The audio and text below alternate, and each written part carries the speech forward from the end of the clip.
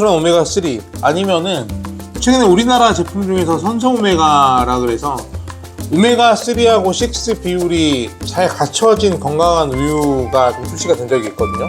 이런 우유를 대체해서 복용하시는 게 더 나을 수 있습니다.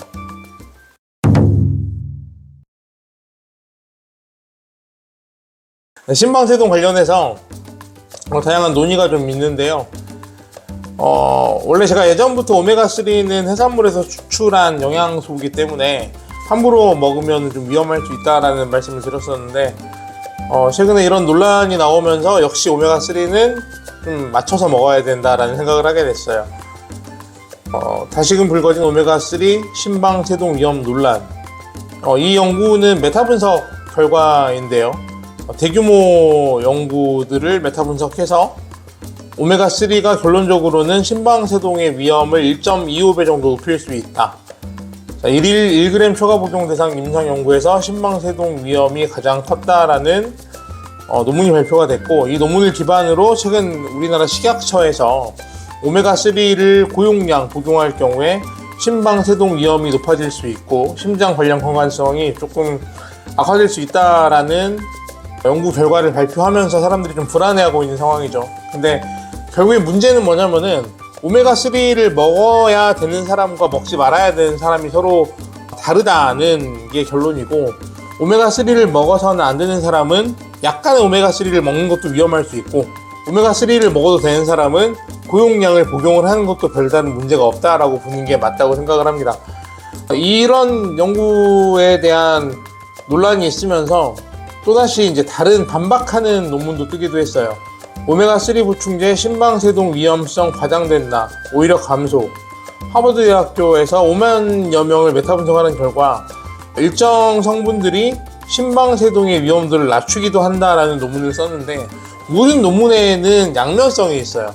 예전에 커피와 관련된 논문들도 마찬가지인데, 커피가 암 위험을 높인다라는 논문들이 많이 발표가 됐었는데, 어느 순간부터 커피가 발암 위험을 낮추고 암을 예방할 수 있다라는 논문들이 많이 또 발표가 되기도 했거든요. 그 결과 최근 들어서 WHO에서 커피를 발암 물질로 분류하는 거를 철회한 사건이 있었는데, 모든 천연물들은 어떤 표본 집단을 대상으로 연구를 했냐에 따라서 그 표본 집단이 특정 원료가 안 맞으면 위험한 물질로 분류가 될 수가 있고, 그 표본 집단에 그 물질이 잘 맞는 경우에는 이로운 물질로 분류가 될 수가 있는 거죠. 그러니까 결국에는 전 인구를 대상으로 연구를 할 수가 없기 때문에 이러한 천연물에 대한 연구는 어떠한 사람들을 뽑아서 연구를 했느냐에 따라서 많은 결과의 차이가 있을 수가 있습니다. 그러니까 천연물을 복용을 할 때는 그 천연물이 나에게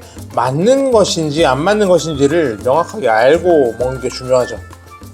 그렇죠.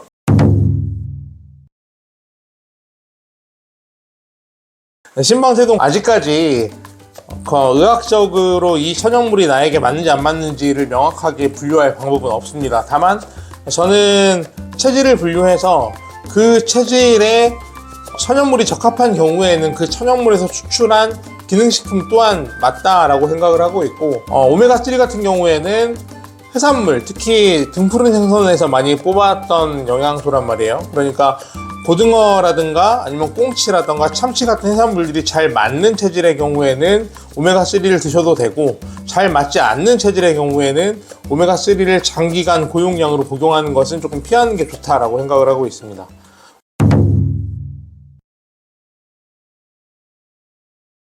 오메가3가 잘 맞는 체질은 금양 체질이나 토양 체질, 토음 체질 같이 소화기관이 조금 항진되기 쉽고, 소위 말하는 위가 뜨겁다라고 생각하는 그런 사람들이 잘 맞는 경우가 많고요.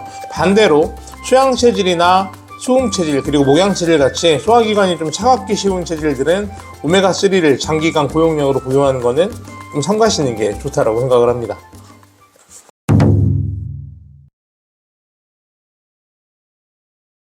식물성 오메가3도 마찬가지인데요. 제가 테스트를 해본 결과로는 그 오메가3를 추출한 원료 식물이 맞는지 안 맞는지를 분별하는 게 중요하다라고 생각을 합니다. 예를 들어서 견과류에 오메가3가 많이 들어있다고 하거든요.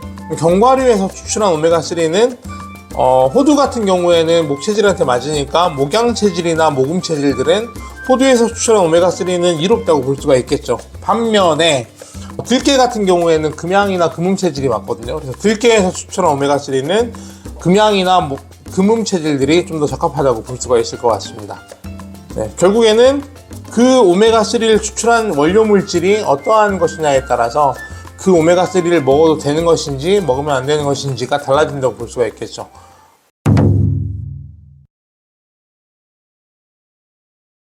일단 일반인들 같은 경우에 오메가3를 드실 때 뭐 이런 좀 예민한 분들 있죠.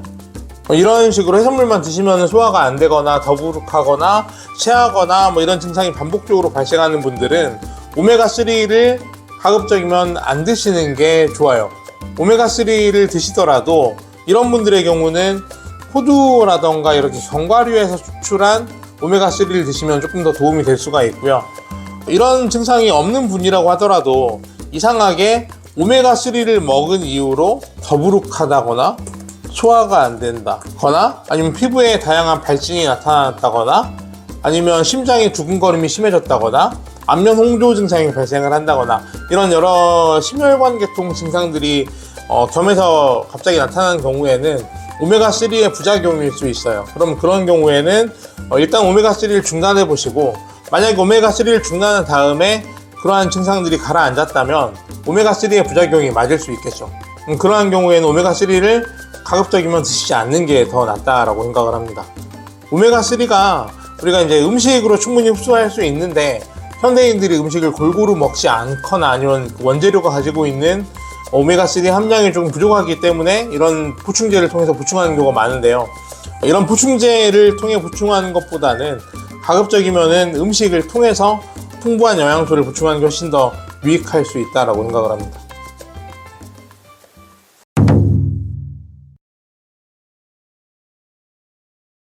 제품을 봐서 호두에서 추출한 오메가3나 아니면 우유에서 추출한 오메가3도 아마 있지 않을까 싶어요. 우유에서 추출한 오메가3 아니면은 최근에 우리나라 제품 중에서 선성오메가라 그래서 오메가3하고 6 비율이 잘 갖춰진 건강한 우유가 좀 출시가 된 적이 있거든요. 이런 우유를 대체해서 복용하시는 게 더 나을 수 있습니다. 이런 제품들을 찾기 힘들면은 건강한 우유를 드시거나 아니면 견과류를 추가로 드셔서 오메가3를 보충하시는 게 더 나을 수 있다라고 생각을 합니다. 네. 근데 제가 환자분들한테 테스트를 해보면은 오메가3를 시중에서 나오는 걸 가지고 오시잖아요. 가지고 오시면은 테스트를 해보면은 안 맞아요. 목체질들은 거의. 그러니까 원료 물질 자체가 안 맞는 것 같아요. 요즘에야 좀 오메가3가 다양하게 나오거든요. 옛날에는 거의 생선에서 추출한 게 많았어요. 근데 요즘에는 다양한 원료들로 나오는데 환자분들이 오메가3 맞는지 좀 봐주세요 라고 가지고 오면은 대부분이 안 맞았어요. 목체질들은. 그래서 제가 그냥 평상시에 진료할 때 환자들한테 오메가3는 목체질은 드시면 안 된다 라고 말씀을 드렸는데, 요즘에 나오는 오메가3 중에서 원료 물질이 목체질한테 맞는 것들이 있는지는 정확하게 좀 찾아봐야 될 것 같은데, 만약에 원료 물질이 호두다 그러면은 그 오메가3는 드셔도 돼요.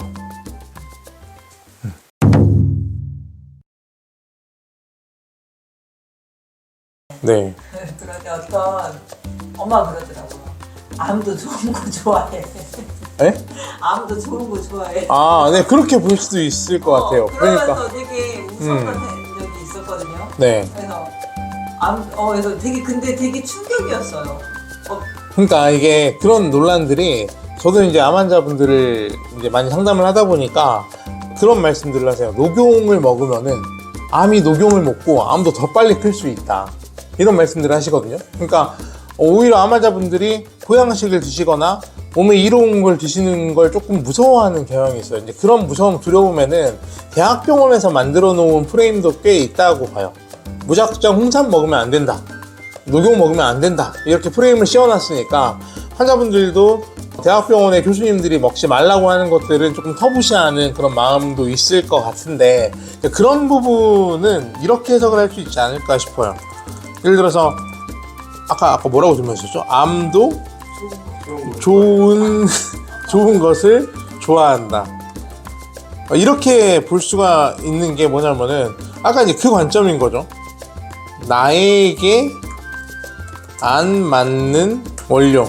이 원료가 좋은 원료일수록 암 환자에게는 해로울 수 있겠죠. 이 말 이해되세요?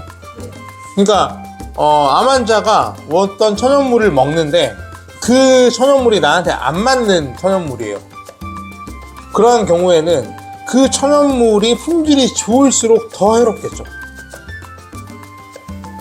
그러니까 이런 경우에는 암도 좋은 것을 좋아한다는 결과가 나올 수 있어요. 근데 반대로 나에게 잘 맞는 원료가, 이건 이제 첫 번째 케이스죠. 첫 번째 케이스, 두 번째 케이스로 나에게 잘 맞는 원료가 품질 좋은 원료일수록 암 환자에게는 이로울 가능성이 높다라고 볼 수 있겠죠. 전혀 반대되는 내용인데, 만약에 녹용이라는 약재가 있어요. 그럼 저 같은 목체질은 녹용이 이롭기 때문에 흔히들 뉴질랜드산 녹용이 품질이 좋다라고 하는데, 좋은 자연에서 제대로 큰 사슴의 뿔을 사용할수록 저한테는 더 큰 도움이 될 수가 있겠죠. 반대로 금체질 같은 경우에는 품질이 좋은 녹용일수록 더 독성이 크게 작용할 수 있는 거예요. 그러니까 그런 천연물을 고를 때는 그 천연물이 나한테 맞는 것인지 맞지 않는 것인지를 분별하는 게 가장 중요하고, 그 다음으로 할 일이 좋은 품질인지 나쁜 품질인지를 분별하는 거죠. 내가 먹어도 되는지를 알기 전에 좋은 것부터 따지면 오히려 독으로 작용할 수 있다. 그래서 제가 음식하는 분들한테 종종 말씀을 드렸던 게, 체질을 모를 때는 짜구려일수록 좋은 음식이다. 왜냐면은 모르고 먹으니까 나한테 안 맞는 걸 좋은 품질로 먹는 것보다는 그냥 대충 키운 이제 사료 쓰고 비료 쓰고 하는 게 훨씬 더 좋은 식재료일 수 있고, 내가 명확하게 어떤 체질인지 안 다음부터는 더 제대로 키운 동식물들이 훨씬 더 좋은 원료가 될 수 있다라고 이야기를 하거든요. 근데 이 이야기를 명확하게 이해하는 분들이 많지 않았어요. 근데 실제로 환자분들이 치료를 해보면 그래요. 잘 모를 때는 그냥 아무거나 대충 먹는 게 훨씬 낫고, 제대로 알고 나서부터 유기농을 찾고 제대로 키운 걸 찾는 게 훨씬 더 나을 수 있어요. 체질도 모르는데, 나한테 뭐가 맞는지도 모르는데 일단은 유기농이 좋다고 생각을 하고 유기농을 찾아 먹는 거죠. 근데 그게 안 맞으면은 굉장히 몸이 안 좋을 수 있는 거예요. 네.